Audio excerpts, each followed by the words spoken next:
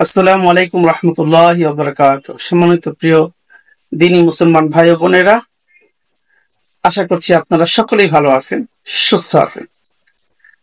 আজ উপস্থিত হয়েছি চারটি খাবার, যে চারটি খাবার আমরা যদি খেতে পারি তাহলে আমাদের যৌবন শক্তি সারা জীবন ভালো থাকবে।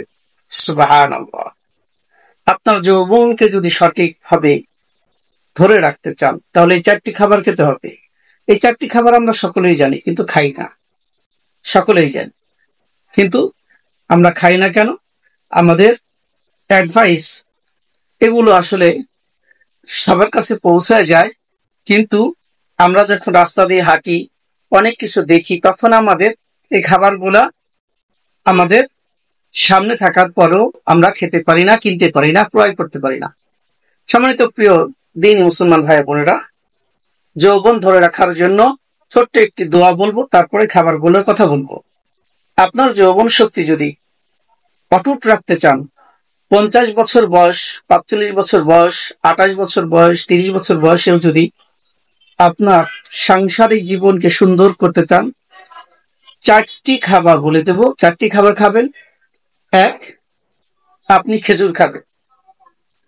খেজুর এটা অত্যন্ত কার্যকরী একটি খাবার, যে খাবার রসুল সাল্লাল্লাহু আলাইহি সাল্লাম খেয়েছেন।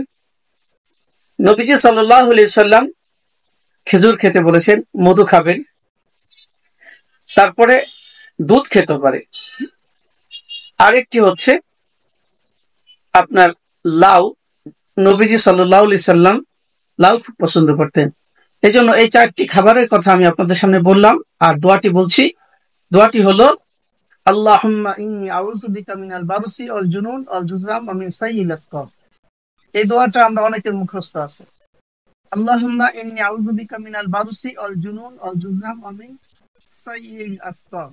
এই দোয়াটা পড়লে আপনার যৌবন শক্তি, আপনার বয়স, আপনার সুস্থতা সবকিছু আল্লাহ তাআলা হেফাজত করে রাখবে। সমস্ত কিছু বাহ্যিক, আর্থিক অর্থাৎ ভিতরের অঙ্গ প্রত্যঙ্গ গুলো, বাইরের অঙ্গ প্রত্যঙ্গ গুলোকে আল্লাহ তাআলা ভালো রাখবেন। এই জন্য এই দোয়াটা মুখস্থ করে প্রত্যেক ফরজ নামাজের পরে কমপক্ষে 3 বার পড়বে। আর যদি কেউ যৌবন শক্তির জন্য বা এর জন্য সাংসারিক লাইফে সুখ শান্তি পাওয়ার জন্য, একটি আনন্দ পাওয়ার জন্য যদি কোনো কিছু প্রয়োজন হয়, তাহলে আমাকে কমেন্ট করে জানাবেন বা আমার সাথে যোগাযোগ করার চেষ্টা করবেন। আমি সমাধান দেওয়ার চেষ্টা করবো। আসসালামু আলাইকুম।